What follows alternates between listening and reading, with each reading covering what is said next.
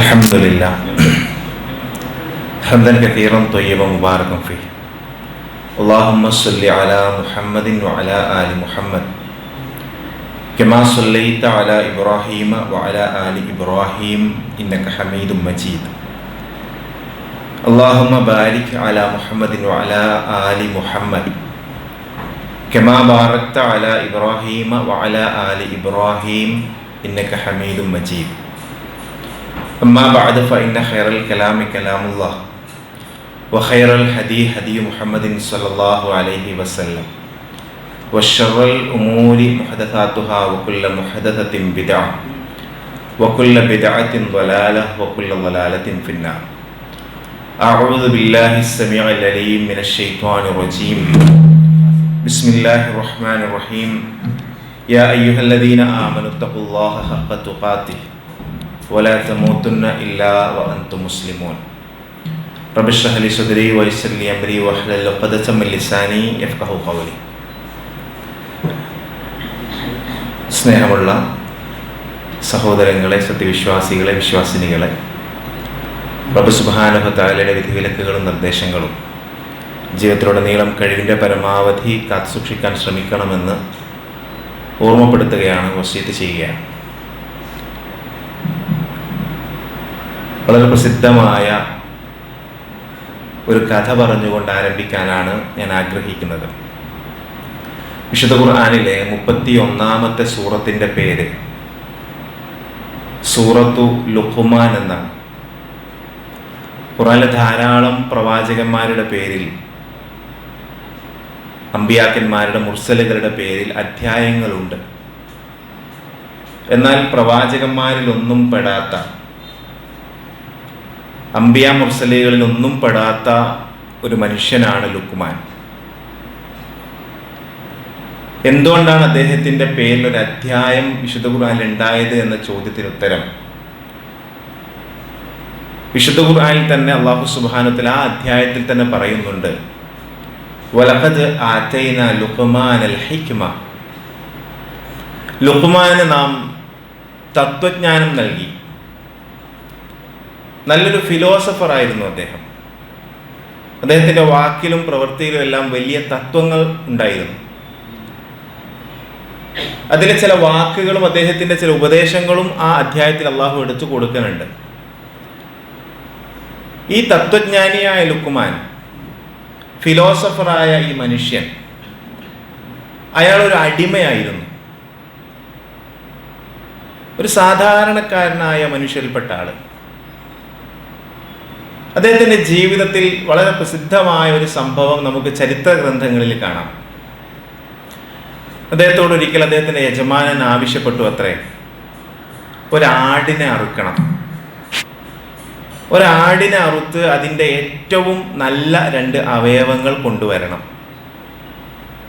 ലുഖ്മാൻ ചെന്നു, ആടിനെ അറുത്തു, ആടിൻ്റെ ഏറ്റവും നല്ല 2 അവയവങ്ങൾ കൊണ്ടുവന്നു. വീണ്ടും യജമാനൻ ആവശ്യപ്പെട്ടു, ഒരാടിനെ കൂടി അറുക്കണം. ആടിൻ്റെ ഏറ്റവും മോശം 2 അവയവങ്ങൾ കൊണ്ടുവരണം. ആദ്യം കൊണ്ടുവരാൻ പറഞ്ഞാൽ നല്ല 2 അവയവങ്ങളാണ്. രണ്ടാമത് ആവശ്യപ്പെട്ടത് ഏറ്റവും മോശം 2 അവയവങ്ങൾ കൊണ്ടുവരാനാണ്. ലുഖ്മാൻ ചെന്നു, ആടിനെ അറുത്തു, ആടിൻ്റെ ഏറ്റവും മോശം 2 അവയവങ്ങളുമായി വന്നു. നല്ലത് കൊണ്ടുവരാൻ പറഞ്ഞപ്പോൾ അദ്ദേഹം കൊണ്ടുവന്നത് ആടിൻ്റെ നാവും ഹൃദയവുമായിരുന്നു. ഏറ്റവും മോശം കൊണ്ടുവരാൻ പറഞ്ഞപ്പോൾ അപ്പോഴും ലുഖ്മാൻ കൊണ്ടുവന്നത് നാവും ഹൃദയവുമായിരുന്നു. ഒരു വലിയ തത്വമാണ് അദ്ദേഹം അതിലൂടെ പഠിപ്പിക്കുന്നത്. എന്താ അത്? നന്നായാൽ ഇതിനേക്കാൾ നല്ല അവയവം ശരീരത്തിൽ വേറെ ഇല്ല. കേടുവന്നാലോ ഇതിനേക്കാളും ദുഷിച്ച അവയവങ്ങളും വേറെയില്ല. മനസ്സും വാക്കും, അതാണ് ഹൃദയവും നാവും കൊണ്ട് ഉദ്ദേശിക്കുന്നത്. ഇത് നന്നായാൽ അതിനേക്കാളും നല്ല ഒരു മനുഷ്യൻ വേറെയില്ല. കേടുവന്നാലോ അതിനേക്കാളും മോശം മനുഷ്യൻ വേറെയില്ല. ഒരാളെ നമ്മൾ ഇഷ്ടപ്പെടുന്നതും വെറുക്കുന്നതും ഈ 2 കാര്യങ്ങൾ കൊണ്ട് മാത്രമാണ്. ഒരാളെ നമ്മൾ ഇഷ്ടപ്പെടുന്നുണ്ടെങ്കിൽ അതിൻ്റെ കാരണം എന്താണ്? അയാളുടെ നല്ല മനസ്സും നല്ല വാക്കും. ഒരാൾ നമ്മൾ ഇഷ്ടപ്പെടുന്നില്ലെങ്കിൽ, വെറുക്കുന്നുവെങ്കിൽ അതിൻ്റെ കാരണവും വാക്കും മനസ്സുമാണ്. നമ്മുടെ വീട്ടിൽ നല്ല സമാധാനവും സന്തോഷവും ഉണ്ടാകാൻ ഈ രണ്ട് കാര്യങ്ങളും നല്ലതാണെങ്കിൽ അത് മതിയാവും. എല്ലാവരും നല്ല സംസാരമുള്ള ആളുകൾ, എല്ലാവരും നല്ല മനസ്സുള്ള ആളുകൾ, ആ വീട്ടിലുണ്ടാകുന്ന സന്തോഷവും സമാധാനം എത്രയായിരിക്കും? നമ്മുടെ സ്ഥാപനങ്ങൾ അങ്ങനെയാണെങ്കിൽ ഇത്ര സമാധാനവും സന്തോഷമായിരിക്കും. ഇത് നേരെ തിരിച്ചാണെങ്കിലോ അതിനേക്കാളും പ്രയാസമുള്ള സ്ഥലം വേറെ ഉണ്ടാവില്ല. ഇതേത് മേഖലയിൽ നമ്മൾ ഇടപെടുന്നിടത്തും വാക്കും മനസ്സും നല്ലതാണെങ്കിൽ അതിനേക്കാളും നല്ല മനുഷ്യൻ വേറെ ഇല്ല. അതുതന്നെയാണ് അള്ളാഹും ഇഷ്ടപ്പെടുന്നത് നല്ല വാക്കും നല്ല മനസ്സുമുള്ളവരെയാണെന്ന് വിശുദ്ധ ഖുർആനിൽ ആവർത്തിച്ച് പല സ്ഥലങ്ങളിലും അള്ളാഹു സുബ്ഹാനഹു വ തആല പരാമർശിക്കുന്നുണ്ട്. നിങ്ങൾ നല്ലത് പറയണം എന്ന് ഖുർആൻ പല സന്ദർഭങ്ങളിലും ഉണർത്തുന്നുണ്ട്. യാ അയ്യുഹല്ലദീന ആമനു ഖൂലു ഖൗലൻ സദീദ, നിങ്ങൾ ഏറ്റവും നല്ല വാക്ക് പറയണം. നിങ്ങൾ സംസാരിക്കുമ്പോൾ ഏറ്റവും നല്ലതായിരിക്കണം സംസാരിക്കേണ്ടത്. എന്നിട്ട് അള്ളാഹു പറഞ്ഞെന്താ അറിയോ? യുസ്ലിഹ് ലക്കും അഅമാലക്കും, എങ്കിൽ നിങ്ങളുടെ എല്ലാ പ്രവർത്തനങ്ങളും നന്നാവും. നിങ്ങൾ വാക്ക് നന്നാണെങ്കിൽ എല്ലാ പ്രവർത്തനങ്ങളും നന്നാവും, നിങ്ങളുടെ ബാക്കി എല്ലാ ഇടപെടലും നന്നാവും. ഇത് അല്ലാഹു സുബ്ഹാനഹു വ തആല പറയുന്ന സംഗതിയാണ്. എത്രയോ ഹദീസുകളിൽ നമുക്ക് കാണാൻ കഴിയും വിശ്വാസികളോട് അല്ലാഹു സുബ്ഹാനഹു വ തആല റസൂലുള്ളാഹി സ്വല്ലല്ലാഹു അലൈഹി വസല്ലം ഉണർത്തുന്നത്, മൻ കാന യുഅ്മിനു ബില്ലാഹി വൽ യൗമിൽ ആഖിർ ഫല്യഖുൽ ഖൈറ, നല്ലത് പറയട്ടെ എന്നാണ്. എൻ്റെ വിഷയം അതുമായി ബന്ധപ്പെട്ടതാണ്. നല്ല വാക്ക്, അതാണ് വിശ്വാസിയുടെ വാക്ക്. ഓരോ വാക്കും വിലപ്പെട്ടതാണ് എന്നുള്ളത് റസൂലുള്ളാഹി സ്വല്ലല്ലാഹു അലൈഹി വസല്ലം കൃത്യമായി നമ്മളെ പഠിപ്പിക്കുന്നുണ്ട്. ഓരോ വാക്കും വിലപ്പെട്ടതാണ്. ഒരു വിശ്വാസി സംസാരിക്കുന്ന ഓരോ വാക്കും പ്രധാനമാണ്. അത് ഏറ്റവും പ്രധാനപ്പെട്ട ഒന്നാമത്തെ സംഗതി എന്താ? റസൂലുള്ളാഹി സ്വല്ലല്ലാഹു അലൈഹി വസല്ലം പറയുന്നുണ്ട്, വിശ്വാസികളോട് പറയുന്നത്, ലാ തുകല്ലിം, നീ സംസാരിക്കരുത്, ബിഖലാമിൻ തുഅദറു മിൻഹു അദാ, നാളെ ഖേദിക്കേണ്ടി വരുന്ന ഒരു വാക്ക് നീ ഇന്ന് പറയാൻ പാടില്ല. മനസ്സിലായല്ലോ? പറഞ്ഞതിന് ശേഷം ഖേദിക്കുന്നതിനെ പറ്റി എല്ലാ പ്രവാചകൻ പറയണത്. പിന്നെയോ, നീ ഇന്ന് സംസാരിക്കുമ്പോൾ ശ്രദ്ധിക്കണം, നാളെ ആ വാക്കിന്റെ പേരിൽ നീ ഖേദിക്കാൻ പാടില്ല. ഒരു വർത്താനം പറയുന്നതിന് മുമ്പ് ആലോചിക്കണം എന്നാണ്. വാക്ക് പറയുന്നതിന് മുമ്പ് ചിന്തിക്കുക, ഇതിൻ്റെ പേരിൽ ഞാൻ നാളെ ഖേദിക്കേണ്ടി വരുമോ? ഇതാണ് ഒരു വിശ്വാസിയുടെ നിലപാട്.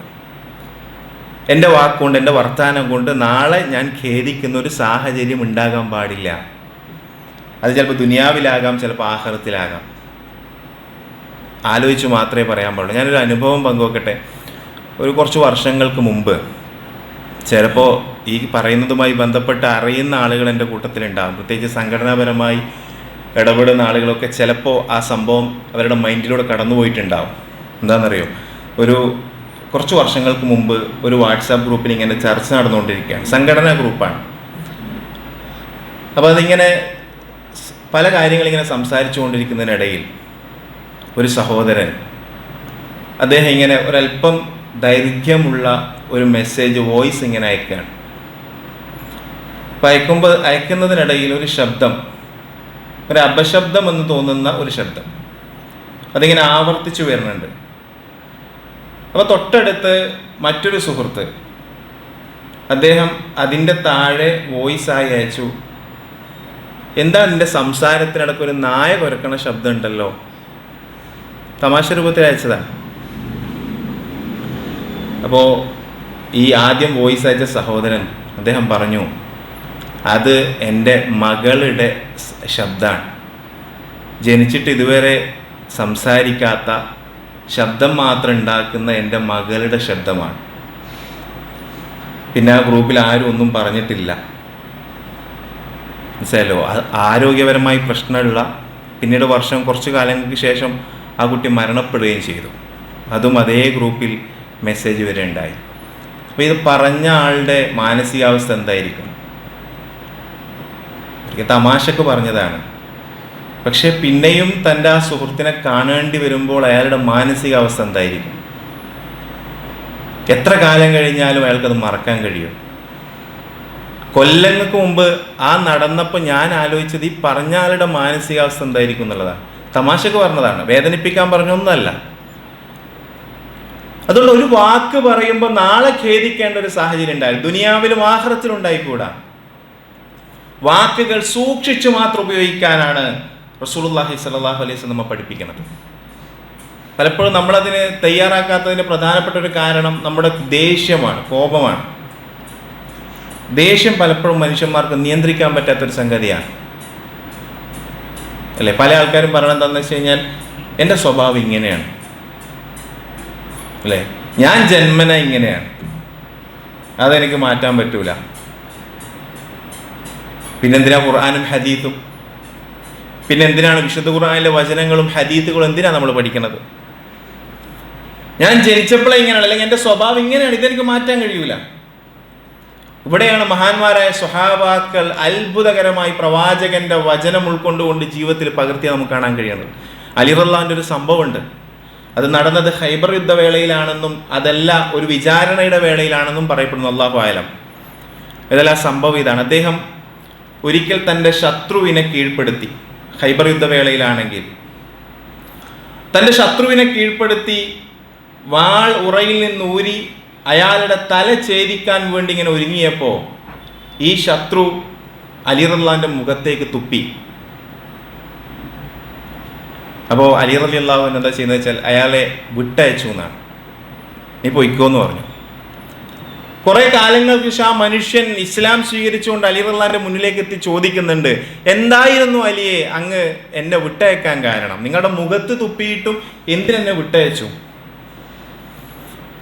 അവിടെ അലി റളിയല്ലാഹു പറഞ്ഞ മറുപടി ഇതാണ്, ഞാൻ യുദ്ധത്തിൽ പങ്കെടുത്തത് എൻ്റെ വ്യക്തിപരമായ കാര്യത്തിന് വേണ്ടിയിട്ടല്ല, റബ്ബിന് വേണ്ടിയിട്ടാണ് ഞാൻ യുദ്ധത്തിൽ പങ്കെടുത്തതും നിന്നെ കീഴ്പ്പെടുത്തിയതും. പക്ഷെ ആ സമയത്ത് നീ എന്നെ ഉപദ്രവിച്ചപ്പോൾ ഞാൻ ആ സമയത്ത് നിന്നോട് പ്രതികാരം ചെയ്തിരുന്നുവെങ്കിൽ അതെൻ്റെ വ്യക്തിപരമായ പ്രതികാരമാകുമായിരുന്നു. അതാണ് നിയന്ത്രണം എന്ന് പറഞ്ഞാൽ, ആത്മനിയന്ത്രണം. അതാണ് ഖുർആനും ഹദീസുകളും ഹൃദയത്തിലേക്ക് ഇറങ്ങിയ മനുഷ്യന്റെ പ്രത്യേകത. അതാണ് സ്വഭാവത്തെ മാറ്റാൻ, ദേഷ്യത്തെ നിയന്ത്രിക്കാൻ കഴിയുന്നിടത്താണ് നമ്മളെ വിജയം. അല്ലെങ്കിൽ പിന്നെ വിശ്വാസി അവിശ്വാസി നമ്മളെ വ്യത്യാസം എന്താണ്? എന്ത് വ്യത്യാസം നമ്മൾ തമ്മിലുള്ളത്? ആയത്തുകൾ ഇന്നേ വരെ ഞാൻ ചോദിക്കട്ടെ സഹോദരങ്ങൾ, ഖുർആനിലെ ഒരായത്ത് കേട്ടിട്ട് എൻ്റെ ജീവിതത്തിലെ സ്വഭാവത്തിലും പെരുമാറ്റത്തിലും മാറ്റം വരുത്തി എന്ന് പറയാൻ ആർക്കാ കഴിയുക?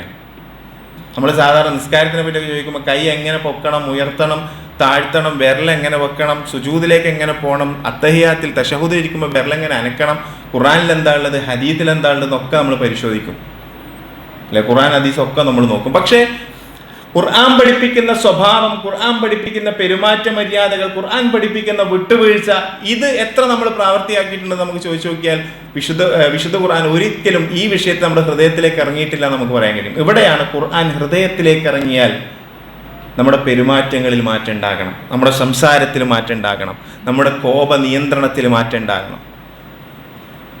മഹാനായ ഉമർ റളിയല്ലാഹുവിന്റെ ഒരു സംഭവമുണ്ട്, രസകരമായൊരു സംഭവം.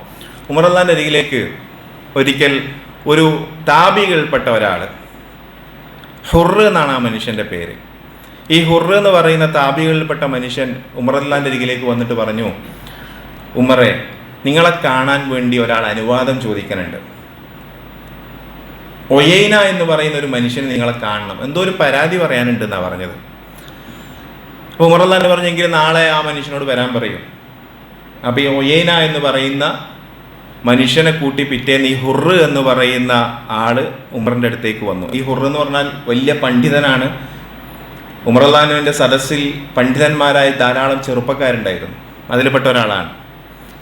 ഈ ഹുർറ് ഒയൈനയെ കൂട്ടി വന്നു. ഒയൈനയുടെ പ്രത്യേകത എന്താണെന്ന് വെച്ചാൽ അയാൾ ഒരു അറാബിയാണ്, ഗ്രാമീണനായ. ഇന്നത്തെ കാലത്ത് അറാബി എന്ന് പറഞ്ഞാൽ എഴുത്തോ വായനയൊന്നും അറിയാത്ത, നിരക്ഷരവും അതുപോലെ തന്നെ ഈ സാംസ്കാരികമായി വളരെ പിന്നോക്കം നിൽക്കുന്ന ആളുകളാണ്. ആൾക്കാരോട് എങ്ങനെ പെരുമാറണമെന്നൊന്നും അറിയാത്ത മനുഷ്യരാണ്. അങ്ങനെ അറാബിയായ ഒയൈനയെ കൂട്ടി ഉമറിന്റെ മുന്നിലേക്ക് വന്നു. ഉമറിന്റെ മുന്നിലേക്ക് വന്ന ഉടനെ ഈ ഒയൈന പരാതി പറയാൻ തുടങ്ങി. എന്താ പരാതി എന്നറിയോ? ഉമർ, നീ ഞങ്ങൾക്കൊന്നും തന്നിട്ടില്ല, നീ ഞങ്ങളുടെ നാട്ടുകാരോട് അനീതിയാണ് കാണിച്ചത്, ഞങ്ങളുടെ നാട്ടുകാരെ നീ പരിഗണിക്കുന്നില്ല. ആരോടാ പറയണത്? ഉമറിനോടാ പറയണത്. തൻ്റെ ഭരണകാലത്തിൽ രാപ്പകലില്ലാതെ എങ്ങനെ നീതി നടപ്പിലാക്കാൻ കഴിയുമെന്ന് ആലോചിച്ച് കഷ്ടപ്പെട്ട് ജീവിച്ച ഒരു മനുഷ്യനോടാണ് ഒരാൾ വന്ന് പറയണത്, ഉമറെ, നീ നീതി കാണിച്ചിട്ടില്ല. നാട്ടിൽ മണൽക്കാറ്റുണ്ടായപ്പോൾ നാട് മുഴുവൻ പട്ടിണിയിലായപ്പോൾ ഈ നാട്ടിലെ മുഴുവൻ മനുഷ്യരും ഭക്ഷണം കഴിച്ചതിന് ശേഷമേ ഞാൻ വെണ്ണ പുരട്ടിയ റൊട്ടി കഴിക്കൂ എന്ന് പ്രഖ്യാപിച്ച ഉമറുൽ ഫാറൂഖിനോടാ പറയണത്, ഉമറെ നിങ്ങൾ നീതി കാണിച്ചിട്ടില്ല. ഞാൻ ഉമറിന്റെ ഭരണമൊന്നും വിശദീകരിക്കണ്ടല്ലോ, നമുക്കൊക്കെ അറിയണതല്ലേ. ഇത് കേട്ടപ്പോൾ ഉമറിന് സഹിച്ചില്ല. ഉമറല്ലാന് ദേഷ്യം വന്ന് ഇരുന്നിടത്ത് ചാടി എണീറ്റു, വാളൂരിയെടുത്തു, എന്തും ചെയ്യുമെന്നൊരു രംഗം. ഉമറിന്റെ സ്വഭാവം നമുക്കറിയാലോ, റളിയല്ലാഹു അൻഹു. വാളൂരിയെടുത്ത് എന്തും ചെയ്യുന്ന രംഗെത്തിയപ്പോൾ ഇയാളെ കൂട്ടി വന്നൊരു മനുഷ്യനുണ്ടല്ലോ, സാധു ചെറുപ്പക്കാരൻ ഹുർ റളിയല്ലാഹു അൻഹു, അദ്ദേഹത്തിന് തോന്നി എന്തോ ഒരു പ്രശ്നം ഇവിടെ നടക്കും, പന്തികേട് തോന്നി. ഹുർ ആലോചിച്ച് എന്താ ചെയ്യുക, ഞാൻ കാരണമാണല്ലോ ചിലപ്പോൾ ഒരു വധശിക്ഷ നടപ്പിലാക്കാൻ പോണത്. ആലോചിച്ചപ്പോൾ ഹുറിന് ഒരൊറ്റ പോംവഴി മാത്രമാണ് തോന്നിയത്, ഉമർ തണുക്കണമെങ്കിൽ ഖുർആൻ വേണം. ഖുർആനിലെ സൂറത്ത് അറാഫിലെ 199 200 ആയത്തുകൾ ഹുർ റളിയല്ലാഹു അൻഹു പാരായണം ചെയ്തു. ഖുദിൽ അഫ്വ വഅ്മുർ ബിൽ ഉർഫ് വഅറിദ് അനിൽ ജാഹിലീൻ. നീ വിട്ടുവീഴ്ച ചെയ്യണം, നന്മ കൽപ്പിക്കുന്നവനാകണം, വിവരമില്ലാത്തവരിൽ നിന്ന് തിരിഞ്ഞു കളയണം. വഇമ്മാ യൻസഅന്നക മിനശ് ശൈത്വാനി നസ്ഉൻ ഫസ്തഇദ് ബില്ലാഹ്. നിന്നിൽ നിന്ന് പിശാച് നിന്നെ ഊരിയെടുത്താൽ, കോപത്തിലേക്ക് കൊണ്ടുപോയാൽ നീ അള്ളാഹിനോട് ഇസ്തിആദത്ത് ചെയ്യണം, അള്ളാഹിനോട് ശരണം തേടണം. ആയത്ത് കേട്ടപ്പോൾ ഉമർ തണുത്തു. ഉമർ അവിടെ ഇരുന്നു, അയാളോട് പോയിക്കോളാൻ പറഞ്ഞു. ഞാൻ സൂചിപ്പിച്ചത് ഖുർആൻ എന്ത് മാറ്റം നമ്മുടെ ജീവിതത്തിൽ ഉണ്ടാക്കുന്നു എന്നുള്ളതാണ് പ്രധാനം. നമ്മുടെ കോപത്തെ നിയന്ത്രിക്കാൻ പ്രവാചകന്റെ വചനങ്ങൾ കേട്ട് റസൂലുള്ളാഹി സ്വല്ലല്ലാഹു അലൈഹി വസല്ലം പഠിപ്പിച്ച അധ്യാപനങ്ങൾ കേട്ട് സാധിച്ചില്ലെങ്കിൽ പിന്നെ നമുക്ക് എങ്ങനെയാണ് സാധിക്കുക? വിശുദ്ധ ഖുർആൻ കൊണ്ട് സാധ്യമാകാത്തത് എങ്ങനെയാണ് നമ്മുടെ ജീവിതത്തിൽ സാധ്യമാകുക? റസൂലുള്ളാഹി സ്വല്ലല്ലാഹു അലൈഹി വസല്ലമയും അബൂബക്കർ സിദ്ദീഖ് റളിയല്ലാഹു അൻഹു ഒരുമിച്ചിരിക്കുമുണ്ടായ സംഭവം നമ്മൾ പലപ്പോഴും കേട്ടിട്ടുണ്ടാകും. ഒരു മനുഷ്യൻ വന്ന് അബൂബക്കർ സിദ്ദീഖ് റളിയല്ലാഹു അൻഹു ഒരുപാട് തെറി പറഞ്ഞു. അബൂബക്കർ റളിയല്ലാഹു അൻഹു കേട്ടിരുന്നു, തിരിച്ചൊന്നും പറഞ്ഞില്ല. കുറേ സമയത്ത് ഇങ്ങനെ ആവർത്തിച്ചപ്പോൾ സഹിക്കാൻ പറ്റാതായപ്പോൾ അബൂബക്കർ റളിയല്ലാഹു അൻഹു മറുപടി പറയാൻ വേണ്ടി എണീറ്റു. തിരിച്ചു പറയാൻ തുടങ്ങിയ ഉടനെ റസൂലുള്ളാഹി സ്വല്ലല്ലാഹു അലൈഹി വസല്ലം അവിടെ എഴുന്നേറ്റ് പോയി. തൻ്റെ ഏറ്റവും അടുത്ത കൂട്ടുകാരനാണ് അബൂബക്കർ സിദ്ദീഖ് റളിയല്ലാഹു അൻഹു, ഏറ്റവും അടുത്ത കൂട്ടുകാരനാണ്. പക്ഷെ ആ കൂട്ടുകാരനെ വന്ന് തെറി പറയുമ്പോൾ പ്രവാചകൻ കേട്ടിരുന്നു. തിരിച്ചു മറുപടി വരാൻ തുടങ്ങിയപ്പോൾ റസൂലുള്ളാഹി സ്വല്ലല്ലാഹു അലൈഹി വസല്ലം എണീറ്റ് പോയി. ഉടനെ അബൂബക്കർ സിദ്ദീഖ് റളിയല്ലാഹു അൻഹു അവിടെ നിന്ന് സംസാരം നിർത്തി നേരെ റസൂലുള്ളാഹിന്റെ അടുത്തേക്ക് പോയിട്ട്, റസൂൽ എന്താ നിങ്ങൾ ചെയ്തത്? എന്നെ അയാൾ എന്തൊക്കെ വന്ന് പറഞ്ഞു, നിങ്ങൾ മിണ്ടാതെ കേട്ടുന്നു. ഞാൻ തിരിച്ചു മറുപടി വരാൻ തുടങ്ങിയപ്പോഴേക്ക് നിങ്ങൾ എണീറ്റ് പോയല്ലോ. അപ്പോഴല്ലേ റസൂലുള്ളാഹി സ്വല്ലല്ലാഹു അലൈഹി വസല്ലം പഠിപ്പിച്ചത്, നീ ക്ഷമയോടെ ഇരുന്നപ്പോൾ നിന്റെ കൂടെ മലക്കുകൾ ഉണ്ടായിരുന്നു. നീ തിരിച്ചു മറുപടി പറയാൻ ആരംഭിച്ചപ്പോൾ മലക്കുകൾ അവിടെ നിന്ന് പോയി, പിശാചുക്കൾ അവിടേക്ക് ഹാജരായി. ഇതാണ് നല്ല കൂട്ടുകാരൻ, ക്ഷമ പഠിപ്പിച്ചു കൊടുക്കുന്ന കൂട്ടുകാരൻ, സംസാരത്തെ നിയന്ത്രിക്കാൻ പഠിപ്പിച്ചു കൊടുക്കുന്ന കൂട്ടുകാരൻ. ഇതുകൊണ്ടാണ് അവരൊക്കെ മാറിയത്, അവരുടെ കോപത്തെ നിയന്ത്രിക്കാൻ അവർക്ക് സാധിച്ചത്. ഇതാണ് സഹോദരങ്ങൾ നമ്മുടെ ഒക്കെ ജീവിതത്തിൽ നമ്മൾ പാലിക്കേണ്ടത് ഇത് തന്നെയാണ്. നമ്മളിത് പറയുമ്പോൾ പലപ്പോഴും ആളുകൾ ചിന്തിക്കുന്നത് റസൂലുള്ളാഹി സ്വല്ലല്ലാഹു അലൈഹി വസല്ലമയുടെ ക്ഷമയെ സംബന്ധിച്ചും പ്രവാചകൻ സംസാരത്തെ നിയന്ത്രിച്ചതിനെ സംബന്ധിച്ചും റസൂലുള്ളാഹി സ്വല്ലല്ലാഹു അലൈഹി വസല്ലം കോപത്തെ നിയന്ത്രിച്ചതിനെ സംബന്ധിച്ചൊക്കെ പറയുമ്പോൾ ആളുകൾ ഇരിക്കുന്നത് പ്രവാചകൻ അള്ളാഹിൻ്റെ റസൂലല്ലേ, റസൂലുള്ളാഹിക്കൊക്കെ കോപം വരുമോ, പ്രവാചകന് ദേഷ്യം വരുമോ, റസൂലുള്ളാഹിക്ക് നിയന്ത്രിക്കാനൊക്കെ പറ്റുമല്ലോ, നമ്മളങ്ങനെയല്ലല്ലോ എന്നാണ്. പക്ഷേ ഞാൻ ചരിത്രത്തെ വായിച്ചു നോക്കുമ്പോൾ റസൂലുള്ളാഹി സ്വല്ലല്ലാഹു അലൈഹി വസല്ലമയുടെ ചരിത്രം വായിച്ചു നോക്കുമ്പോൾ പ്രവാചകൻ ദേഷ്യപ്പെട്ട സന്ദർഭങ്ങൾ നമുക്ക് കാണാൻ കഴിയും. റസൂലുള്ളാഹി സ്വല്ലല്ലാഹു അലൈഹി വസല്ലം ദേഷ്യപ്പെട്ടിട്ടുണ്ട്, ദേഷ്യപ്പെട്ട് സംസാരിച്ചിട്ടുണ്ട്. ഞാൻ 2-3 സംഭവങ്ങൾ മാത്രം വളരെ പെട്ടെന്ന് വിശദീകരിക്കാം. എന്താ പറയുക, ഒരിക്കൽ റസൂലുള്ളാഹി സ്വല്ലല്ലാഹു അലൈഹി വസല്ലം ദേഷ്യപ്പെട്ടൊരു സംഭവം എന്താണെന്ന് വെച്ചാൽ, പ്രവാചകൻ മദീന പള്ളിയിൽ നിസ്കരിക്കുമ്പോൾ റസൂലുള്ളാഹി സ്വല്ലല്ലാഹു അലൈഹി വസല്ലമയുടെ പിന്നിൽ വന്ന് നിസ്കരിക്കാറുണ്ടായിരുന്ന സ്വഹാബിയാണ് മുആദ് റളിയല്ലാഹു അൻഹു, മുആദ് ബിൻ ജബൽ റളിയല്ലാഹു അൻഹു. വളരെ പ്രഗത്ഭനാണ്, നമ്മൾ പലപ്പോഴും മുആദിൻ്റെ പേര് കേട്ടിട്ടുണ്ടാകും. ഈ മുആദ് ബിൻ ജബൽ റളിയല്ലാഹു അൻഹു റസൂലുള്ളാഹി സ്വല്ലല്ലാഹു അലൈഹി വസല്ലമയുടെ പിന്നിൽ നിസ്കരിക്കും. നിസ്കാരം കഴിഞ്ഞ് ഉടനെ മുആദ് എന്ത് ചെയ്യും, സ്വന്തം നാട്ടിലേക്ക് തൊട്ടടുത്തുള്ള അദ്ദേഹം ഇമാമായി നിൽക്കുന്ന പള്ളിയിലേക്ക് പോകും. എന്നിട്ട് അവിടെ പോയിട്ട് അവിടെയുള്ള ആളുകൾക്ക് ഇമാമായി നിന്ന് നമസ്കരിക്കും. അപ്പം നമുക്കവിടെ ഫിഖ്ഹിപരമായ ചില ചർച്ചകളൊക്കെ ഉണ്ടാവും, ഞാൻ അതിലേക്കൊന്നും കടക്കണില്ല. പ്രവാചകൻ അംഗീകരിച്ച സംഗതിയാണത്. രണ്ടാമതൊരാൾക്ക് ജമാഅത്തിന് ഇമാമ് നിന്ന് കൊടുക്കുന്നതിനോ ജമാഅത്തിന് കൂടിക്കൊടുക്കുന്നതിനോ പ്രശ്നമല്ല, സുന്നത്താണത്, പ്രതിഫലം കിട്ടും. അപ്പോൾ മുആദ് റളിയല്ലാഹു അൻഹു അങ്ങനെ സ്ഥിരമായി സുബഹിന്റെ സമയത്ത് ഇങ്ങനെ പ്രവാചകന്റെ കൂടെ നിസ്കരിച്ച് സ്വന്തം നാട്ടിലേക്ക് പോയി അവിടെ നിന്ന് ഇമാമായി നിന്ന് നിസ്കരിച്ചു കൊടുക്കും. ഇതിങ്ങനെ സ്ഥിരമായി ഇങ്ങനെ നടക്കുന്ന സംഗതിയാണ്. അപ്പോൾ അവിടെ അദ്ദേഹത്തിന്റെ നാട്ടിൽ കർഷകരായ ആളുകളാണ് കൂടുതലും ജമാഅത്തിന് ഉണ്ടാവുക. പാവപ്പെട്ട സാധാരണക്കാരായ ആളുകൾ, അവർക്ക് രാവിലെ പണിക്ക് പോകണം, ജോലിക്ക് പോകണം. അപ്പോൾ മുആദ് റളിയല്ലാഹു അൻഹു റസൂലുള്ളാഹി സ്വല്ലല്ലാഹു അലൈഹി വസല്ലമയുടെ കൂടെ നിസ്കരിക്കാമെന്ന് മാത്രമല്ല, തിരിച്ചു വന്ന് നിസ്കാരം തുടങ്ങിയാൽ തീരണമെങ്കിൽ കുറച്ച് സമയം എടുക്കും. ആ ഹദീത്തിൽ തന്നെ നമുക്ക് കാണാൻ കഴിയുന്നത് ബഖറയിലെ ആലിമ്രാനിലെ വലിയ ഭാഗങ്ങളൊക്കെയാണ് അദ്ദേഹം ഓതുന്നതാണ്. സുദീർഘമായിട്ട് ഓതും. അപ്പോൾ ഇതിങ്ങനെ സ്ഥിരമായി തുടർന്നപ്പോൾ ഈ കർഷകരുടെ കൂട്ടത്തിലൊരു മനുഷ്യൻ, അയാൾ എന്ത് ചെയ്തു, മുആദ് നിസ്കാരത്തിന് വേണ്ടി പള്ളിയിലേക്ക് എത്തുന്നതിന് മുമ്പ്, ഇമാമായി നിൽക്കാൻ വരുന്നതിന് മുമ്പായി ഇയാൾ ഒറ്റക്ക് നിസ്കരിച്ചിട്ട് പണിക്ക് പോയി, ജോലിക്ക് പോയി. ഇയാൾക്ക് നേരത്തെ പോകണം, എന്നാലേ ജീവിക്കാൻ പറ്റൂ. അപ്പോൾ മുആദ് വന്ന് നമസ്കാരം കഴിക്കുമ്പോഴേക്ക് ഇയാൾ പോയിട്ടുണ്ടായിരുന്നു. അങ്ങനെ ഇതിങ്ങനെ കുറച്ച് ദിവസം തുടർന്നപ്പോൾ ചില ആളുകൾ മുആദിനോട് പറഞ്ഞു കൊടുത്തു, മുആദേ, ഇന്ന ഒരാൾ നിങ്ങൾ വരണതിന് മുമ്പ് ഒറ്റക്ക് നിസ്കരിച്ച് പള്ളിയിൽ വന്ന് നിസ്കരിച്ച് പോകുന്നുണ്ട്. അപ്പോൾ ഉടനെ മുആദ് പറഞ്ഞു, ഇന്നഹു മുനാഫിഖ്, അയാളൊരു കപട വിശ്വാസിയാണ്. കാരണം എന്താ, കുറച്ച് സമയം കാത്തുനിന്നാൽ എന്താ, പഠിച്ചവന് വേണ്ടിയിട്ടല്ലേ, മുനാഫിക്കാണ്. അങ്ങനെ ഇയാൾ പിന്നെ ജോലിയൊക്കെ കഴിഞ്ഞ് പള്ളിയിലേക്ക് എത്തി. അടുത്ത സമയത്ത് പള്ളിയിലെത്തിയപ്പോൾ ആരൊക്കെയോ പറഞ്ഞു കൊടുത്തട, മുആദ് നിന്നെ പറ്റിയിട്ട് മുനാഫിക്കാണെന്ന് പറഞ്ഞിട്ടുണ്ട്. ഇത് കേട്ടപ്പോൾ ആ മനുഷ്യനെ സഹിക്കാൻ പറ്റിയില്ല, അയാൾ കരഞ്ഞു. നേരെ റസൂലുള്ളാഹിന്റെ അടുത്തേക്ക് പോയി, സമാധാനത്തിന് നല്ല വാക്ക് ലഭിക്കാൻ റസൂലുള്ളാഹിന്റെ അടുത്തേക്ക് ആ മനുഷ്യൻ ഓടിച്ചെന്നു. പ്രവാചകനോട് സങ്കടം പറഞ്ഞു, റസൂലെ, മുആദ് എന്നെ പറ്റി മുനാഫിക്ക് എന്ന് പറഞ്ഞു. ഞങ്ങളൊക്കെ കൈകൊണ്ട് അധ്വാനിച്ച് ജീവിക്കുന്ന മനുഷ്യന്മാരാണ്. ഞങ്ങൾ ലേറ്റായി താമസിച്ചു പോയാൽ ഞങ്ങളുടെ ഉപജീവനം നടക്കൂല. അതുകൊണ്ട് റസൂലെ, എന്നെ മുനാഫിക്ക് എന്ന് പറഞ്ഞാൽ എനിക്ക് സഹിക്കാൻ കഴിഞ്ഞില്ല. മുആദ് ആണെങ്കിൽ സുദീർഘമായി ഓതി നിസ്കരിക്കും. റസൂലുള്ളാഹി സ്വല്ലല്ലാഹി അലൈഹി വസല്ലം എന്താ പറഞ്ഞെന്നറിയോ? പ്രവാചകൻ അവിടെയാണ് അത്ഭുതകരമായി റസൂലുള്ളാഹി സ്വല്ലല്ലാഹി അലൈഹി വസല്ലം ആളുകളോട് എങ്ങനെ ഇടപെട്ടത്, തൻ്റെ അനുയായികളോട് എങ്ങനെയാണ് ഇടപെട്ടത് എന്നുള്ളത് അത്ഭുതകരമായി നമ്മൾ നോക്കി വായിക്കേണ്ട ചരിത്രമാണ്. റസൂലുള്ളാഹി സ്വല്ലല്ലാഹി അലൈഹി വസല്ലം മുആദിനെ വിളിപ്പിച്ചു. അവിടെയാണ് പ്രവാചകൻ ദേഷ്യപ്പെട്ട ഒരു സന്ദർഭം നമുക്ക് കാണാൻ കഴിയണത്. റസൂലുള്ളാഹി സ്വല്ലല്ലാഹി അലൈഹി വസല്ലം മുആദിനോട് പറഞ്ഞ, ഫത്താനുൻ അൻത യാ മുആദ്, മുആദേ, നീ നാട്ടിൽ കുഴപ്പമുണ്ടാക്കുന്ന ആളാണോ? ഇന്ന ഫി വറാഇക്കൽ കിബാർ വസ്സിആർ വദുൽ ഹാജ, നിന്റെ പിന്നിൽ നമസ്കരിക്കുന്നവരിൽ പ്രായമായ ആളുകൾ, കുട്ടികൾ, ആവശ്യക്കാരൊക്കെ ഉണ്ടാകും. എന്നിട്ട് റസൂലുള്ളാഹി സ്വല്ലല്ലാഹി അലൈഹി വസല്ലം പറഞ്ഞു കൊടുക്കുകയാണ്, നീ സൂറത്തുൽ അഅല പോലെ, സൂറത്തുൽ ആശിയ പോലെ ഉള്ള സൂറത്തുകൾ നീ പാരായണം ചെയ്യണം. കാരണം എന്താ, അവിടെയുള്ള ആളുകൾ അത്യാവശ്യക്കാരാണ്, വേഗം അവർക്ക് പോകണം. ഒരു ഗ്രാമപ്രദേശത്ത് നിസ്കരിക്കുന്ന പോലെ ഒരു ടൗണിൽ സുദീർഘമായിട്ട് സുബഹ് നിസ്കരിക്കാൻ പറ്റുമോ? പറ്റില്ലല്ലോ. ആവശ്യക്കാരെ പരിഗണിക്കണം, പ്രായമുള്ളവരെ പരിഗണിക്കണം. റസൂലുള്ളാഹി സ്വല്ലല്ലാഹി അലൈഹി വസല്ലം ദേഷ്യപ്പെട്ടു എന്നാണ്. അപ്പോൾ പ്രവാചകൻ ദേഷ്യപ്പെടാൻ കഴിയില്ലേ? കഴിയും.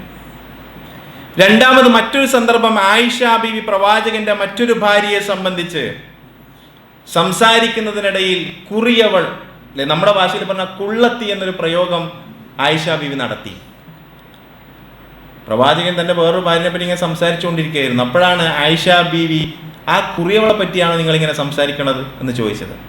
പ്രവാചകന്റെ മുഖം കോപം കൊണ്ട് ചുവന്നു തൊടുത്തു. ആയിഷ ബീവി പറയുന്നുണ്ട്, പ്രവാചകന്റെ മുഖം കോപം കൊണ്ട് ചുവന്നു തൊടുത്തു. റസൂലുള്ളാഹി സ്വല്ലല്ലാഹി അലൈഹി വസല്ലം പറഞ്ഞു, ആയിഷ, നീ ആ പറഞ്ഞ വാക്കുണ്ടല്ലോ, മുസിജത് ബിമാഇൽ ബഹർ, നീ പറഞ്ഞ വാക്കെങ്ങാൻ ഒരു കടലിൽ കൊണ്ടുപോയി കലക്കിയാൽ ലമുസിജത്, അത് മലിനായി പോകും. പ്രവാചകൻ ദേഷ്യപ്പെട്ടു എന്നാണ്. മറ്റൊരിക്കൽ ഒരു യാത്രക്കിടെ ഉറുമ്പിൻ കൂട്ടത്തെ കരിക്കപ്പെട്ടത് കണ്ടപ്പോൾ റസൂലുള്ളാഹി സ്വല്ലല്ലാഹി അലൈഹി വസല്ലം ദേഷ്യപ്പെട്ടു എന്നാണ്. ഇങ്ങനെയുള്ള സന്ദർഭങ്ങൾ റസൂലുള്ളാഹി സ്വല്ലല്ലാഹി അലൈഹി വസല്ലമയുടെ ജീവിതം എടുത്ത് പരിശോധിക്കുമ്പോൾ, പ്രവാചകൻ ദേഷ്യപ്പെട്ട സന്ദർഭങ്ങളൊക്കെ എടുത്ത് നോക്കുമ്പോൾ എന്താണെന്നറിയോ, അതിൽ അത്ഭുതകരമായ ഒരു കാര്യം എന്താണെന്നറിയോ, ഒരു സന്ദർഭങ്ങളിൽ പോലും റസൂലുള്ളാഹി സ്വല്ലല്ലാഹി അലൈഹി വസല്ലം വ്യക്തിപരമായ ഒരു ആവശ്യത്തിന്, വ്യക്തിപരമായ ഒരു കാര്യത്തിന് ദേഷ്യപ്പെട്ടത് കാണാൻ കഴിയില്ല. റസൂലുള്ളാഹിനെ ആരെങ്കിലും എന്തെങ്കിലും പറഞ്ഞുകൊണ്ടോ, പ്രവാചകനെ ആരെങ്കിലും എന്തെങ്കിലും ഉപദ്രവിച്ചതുകൊണ്ടോ, അല്ലെ, നമ്മൾ കേട്ടിട്ടില്ല ചിത്രം, പ്രവാചകന്റെ തോളുണ്ടായിരുന്ന ഷോള് ഒരാൾ വന്ന് വലിച്ചപ്പോൾ റസൂലുള്ളാഹി സ്വല്ലല്ലാഹി അലൈഹി വസല്ലം കഴുത്ത് മുറിഞ്ഞു. പല ആളുകൾ ഈ വലിച്ച മനുഷ്യനെ ആക്രമിക്കാൻ ചെന്നപ്പോൾ റസൂലുള്ളാഹി സ്വല്ലല്ലാഹി അലൈഹി വസല്ലം ആ പുതപ്പ് ആ മനുഷ്യന് കൊടുക്കുകയല്ലേ ചെയ്തത്. സ്വന്തം കാര്യത്തിന്, വ്യക്തിപരമായ കാര്യത്തിൽ റസൂലുള്ളാഹി സ്വല്ലല്ലാഹി അലൈഹി വസല്ലം ദേഷ്യപ്പെട്ട് നമുക്കൊന്നും കാണാൻ കഴിയില്ല. നേരെ മറിച്ച് പൊതുവായ കാര്യങ്ങൾക്ക്, മതപരമായ വിഷയങ്ങളിൽ, അതുപോലെ തന്നെ തിരുത്തേണ്ട വളരെ പ്രധാനപ്പെട്ട ആളുകളിൽ സംഭവിച്ച തെറ്റുകളിൽ ഒക്കെ റസൂലുള്ളാഹി സ്വല്ലം ദേഷ്യപ്പെട്ടതും കാണാൻ കഴിയും. ഞാൻ പറഞ്ഞതിൻ്റെ ചുരുക്കം എന്താണെന്നറിയോ?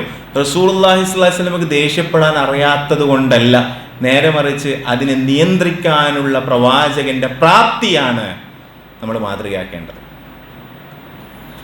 ഇത് നമ്മുടെ ജീവിതമായി നമ്മളൊന്ന് തട്ടിച്ചു നോക്കേണ്ടതാണ് സഹോദരങ്ങളെ. അതുകൊണ്ട് ഗൗരവകരമായി നമ്മൾ ചിന്തിക്കണം. നമ്മുടെ വാക്ക് എപ്പോഴും നിയന്ത്രണ വിധേയമായിരിക്കണം. കോപത്തെ നിയന്ത്രിക്കാനും വാക്കിനെ നിയന്ത്രിക്കാനും, എൻ്റെ ഒരു വാക്ക് കൊണ്ട് പോലും ഒരാളും വേദനിക്കരുത് എന്ന് ചിന്തിക്കാനും നമുക്ക് സാധിക്കണം. അവിടെയാണ് നമ്മൾ വിശ്വാസികളായി തീരുന്നത്. ഓരോ വാക്കും പ്രധാനമാണെന്നാണ്, ഓരോ വാക്കും പ്രധാനമാണ്. റസൂലുള്ളാഹി സ്വല്ലല്ലാഹു അലൈഹി വസല്ലം പറഞ്ഞ ഹദീസുണ്ട്, ഇന്നൽ അബ്ദ ലയതകല്ലമു ബികലിമ, ഒരടിമ ഒരു വാക്ക് പറയുന്നു, ലാ യുൽഖി ലഹാ ബാല, അതിന് വലിയ പ്രാധാന്യമൊന്നും കൊടുക്കുന്നില്ല, പക്ഷേ മിൻ സഖ്തില്ല, അള്ളാഹു ഇഷ്ടപ്പെടാത്ത വാക്കാണ് ആ മനുഷ്യൻ പറയണത്. പടച്ചോന് ഇഷ്ടമല്ല, അള്ളാഹ് വിലക്കിയൊരു വാക്ക്, നീ പറയരുത് എന്ന് പറഞ്ഞൊരു വാക്ക് ഒരു മനുഷ്യൻ പറയുന്നു. അത് പറയുമ്പോൾ ഒരു പ്രാധാന്യം കൊടുത്തില്ല, ഇങ്ങനെ പറഞ്ഞു പോണ കൂട്ടത്തിൽ പറഞ്ഞതാണ്. യഹ്വി ബിഹാ ഫീ ജഹന്നം, അതിൻ്റെ പേരിൽ അവൻ നരകത്തിൽ എരിയപ്പെടും, ഒരു വാക്കിൻ്റെ പേരിൽ. വീണ്ടും റസൂലുള്ളാഹി സ്വല്ലല്ലാഹു അലൈഹി വസല്ലം, ഇന്നൽ അബ്ദ ലയതകല്ലമു ബികലിമ മിൻ റിളവാനില്ല, അള്ളാഹ് തൃപ്തിപ്പെടുന്ന ചില വാക്കുകളുണ്ട്, അത് പറഞ്ഞതിൻ്റെ പേരിൽ യർഫഉല്ലാഹു ബിദറജാത്ത്, അവൻ്റെ ദറജകൾ അള്ളാഹു ഉയർത്തി കൊടുക്കും. ഓരോ വാക്കും പ്രധാനമാണ്. നമ്മൾ പലപ്പോഴും ഖുതുബകളിൽ പല സന്ദർഭങ്ങളിലും കേട്ട സംഭവമാണല്ലോ, റസൂലുള്ളാഹി സ്വല്ലല്ലാഹി അലൈഹി വസല്ലം സ്വഹാബാക്കളോട് ചോദിച്ചത്. ഇത് കേൾക്കാത്തൊരു മനുഷ്യൻ പോലെ ഈ കൂട്ടത്തിലുണ്ട് എന്ന് ഞാൻ കരുതുന്നില്ല. ഏതാ റസൂലുള്ളാഹി സ്വല്ലല്ലാഹി അലൈഹി വസല്ലം ചോദിച്ചില്ല, തദറൂന മനിൽ മുഫ്ലിസ്, ആരാണ് പാപ്പരായി പോയവനെന്ന് നിങ്ങൾക്കറിയാമോ? റസൂലുള്ളാഹി സ്വല്ലല്ലാഹി അലൈഹി വസല്ലമയോട് സ്വഹാബാക്കൾ പറഞ്ഞു, അല്ലാഹു വറസൂലുഹു അഅലം, അല്ലാഹും റസൂലിനും അറിയാം.